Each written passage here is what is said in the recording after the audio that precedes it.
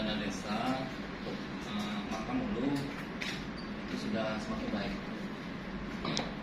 Dari data yang saya dapatkan dari pemerintah bahwa di tahun ini kita menerima dana desa dari APBN itu 51,32 miliar.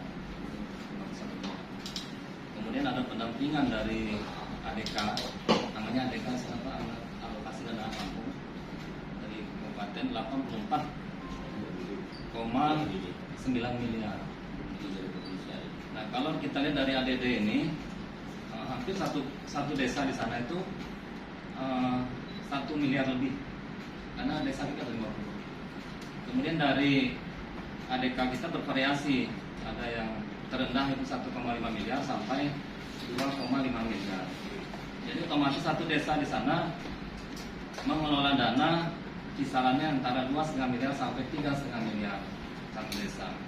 Ini dana yang cukup besar, sehingga geliat pembangunan justru di desa, Pak, di tempat kami, dan mulai kelihatan. Nah, seperti yang disampaikan oleh Pak Martin, memang kami memiliki masalah-masalah. Yang pertama, memang keterlambatan SPJ ini yang sering dialami oleh aparat kampung kami, sehingga pencairannya itu bisa Mei yang tahap pertama, sehingga kita ada 5 bulan stagnan, tidak ada pembangunan. Ini kan cukup disayangkan, kehilangan waktu untuk membangun desa. Kemudian birokrasi tadi, banyak syarat-syarat yang harus dipenuhi oleh petinggi ini, SPJ, mungkin APB kampung, dan SPJ yang tahun berikutnya, dan rencana mereka menggunakan anggaran ini.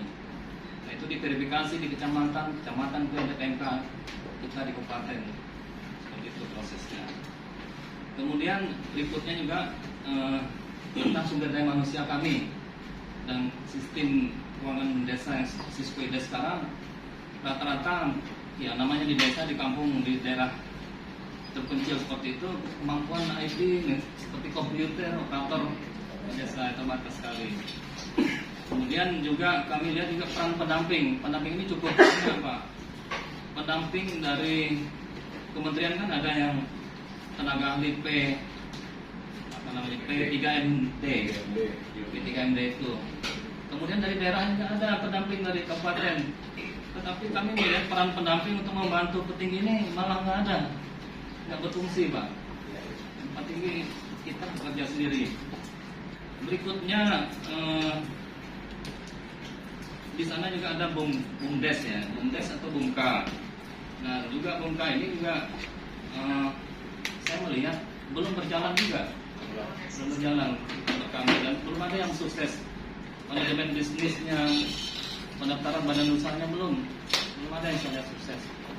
Nah, dalam program Pak Bupati untuk mensukseskan visi misinya, dia membentuk gerbang emas juga, Pak. Nah, gerbang emas ini juga mengintervensi program desa dengan 15% dari ADK itu dibuat program ke kampung. Misalnya ada rumah layak huni dulu yang tahun-tahun sebelumnya. Nah, 2 tahun ini mereka masuk di pembuatan ladang 10 hektar. Jadi masing-masing kampung di sana itu diprogramkan ladang 10 hektar.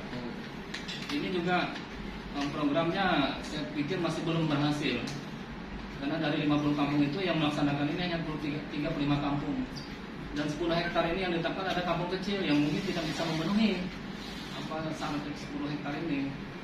Kemudian ada yang ladang di sana kan masih tradisional, Pak. Ada yang nggak terbakar ladangnya, ada yang nggak ditugal, ada yang ditugal separuh dan sebagainya.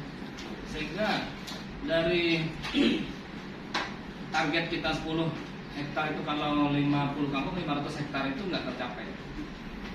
Ini juga permasalahan. Memang ladang 10 hektar ini maksudnya baik, Pak, karena saya melihat juga dari pusat ada program pemulihan ekonomi yang berdasarkan Permendes 8 2022 itu. Nah, ini mungkin yang maksud Pak Bupati ini, sehingga ada ketahanan pangan di kampung seperti itu. Tapi ini juga perlu kita evaluasi program-program seperti ini.